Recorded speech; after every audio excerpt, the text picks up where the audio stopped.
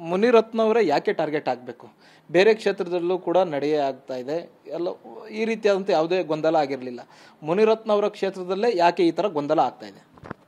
ಬೆಂಗಳೂರಲ್ಲಿ 28 ವಿಧಾನಸಭಾ ಕ್ಷೇತ್ರ ಇದೆ, ರಾಜ್ಯದಲ್ಲಿ 224 ಕ್ಷೇತ್ರ ಇದೆ. ಈಗ ನಿಮಗೆ ನಾನು ಪ್ರಶ್ನೆ ಕೇಳ್ತೀನಿ, ಸೋತೋಗಿರೋದು 5 ಹೆಸರು ಹೇಳಿ, ಹೇಳಿ 5 ಹೆಸರು. ಸೌಮ್ಯ ರೆಡ್ಡಿ, ಹೇಳಿ. ಗೋವಿಂದರಾಜ್ ನಗರ ಶೆಟ್ಟರು. ಆಮೇಲೆ ಮೊದಲನೇ ಹೆಸರು ಹೇಳಿ, ಮೊದಲನೇ ಹೆಸರು ಹೇಳಿ. ಹಾಂ ಹಾಂ, ಸೌಮ್ಯ ರೆಡ್ಡಿ XMLA. ನಿಮ್ಗೆ ಎಷ್ಟೊತ್ತಾಯಿತು ಜ್ಞಾಪಕ ಬರೋಕ್ಕೆ? ಕುಸುಮ, DK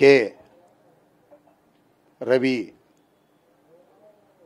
ಅವಯಪ್ಪ ಒಬ್ಬರು ಬದುಕಿದ್ರೆ ನಾನು ಸಾಕ್ಸ್ಕೊಂಡು ಜೈಲಿಗೆ ಹೋಯ್ತಾ ಇರಲಿಲ್ಲ, ದಲಿತ ದೌರ್ಜನ್ಯ ಕೇಸಲ್ಲೂ ಹೋಯ್ತಾ ಇರಲಿಲ್ಲ. ನನ್ನ ಮೇಲೆ ಕೇಸ್ಗಳಾಕಿ ಜೈಲಿಗೆ ಹೋಗ್ತಾ ಇರೋದಕ್ಕೆ ಕಾರಣ ಆ DK ರವಿ ಬದುಕಿದ್ರೆ ನನಗೇನಾಗ್ತಾ ಇರಲಿಲ್ಲ.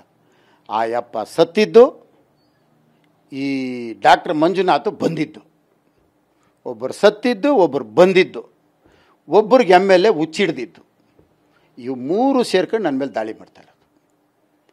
ಈಗ ಇತ್ತೀಚೆಗೆ ನೋಡ್ತಾ ಇದ್ದೀವಲ್ಲ, ಅವಳು ಯಾರೋ ಒಂದು ಹೆಣ್ಮಗಳು ಒಳಗೆ ಕರ್ಕೊಂಡೋಗ್ಬಿಟ್ಟು ಗಂಡನ ಹಳ್ಳಕ್ಕೆ ತಳ್ಬಿಡೋದು ಒಳಗೆ, ಆಮೇಲೆ ಇನ್ನೊಬ್ಳು ಯಾರೋ ಹನಿಮೂನಿಗೆ ಕರ್ಕೊಂಡೋಗಿ ನೇಪಾಳಲ್ಲಿ ಅಲ್ಲೇ ಸಾಯಿಸ್ಬಿಡೋದು, ಅದಾದಮೇಲೆ ಇನ್ನೊಬ್ಳು ಯಾರೋ ಡ್ರಮ್ಮಲ್ಲಿ ಕಾಂಕ್ರೀಟ್ ಹಾಕ್ಬಿಡೋದು. ಇದ್ರ ಮಧ್ಯದಲ್ಲಿ ಇತ್ತೀಚೆಗೆ 3 ಮಕ್ಕಳನ್ನ ಬಿಟ್ಬಿಟ್ಟು ಸಂತು ಸಂತು ಅಂತ ಒಬ್ಳು ಓಡೋಗ್ಬಿಡ್ತಾಳೆ. ಅಂಥ ಒಂದು ದಿನಗಳು ಬಂದಿರೋವಾಗ ಇಲ್ಲೊಂದು ಹೆಣ್ಣಿಗೆ MLA ಹುಚ್ಚಿಡ್ದೈತೆ.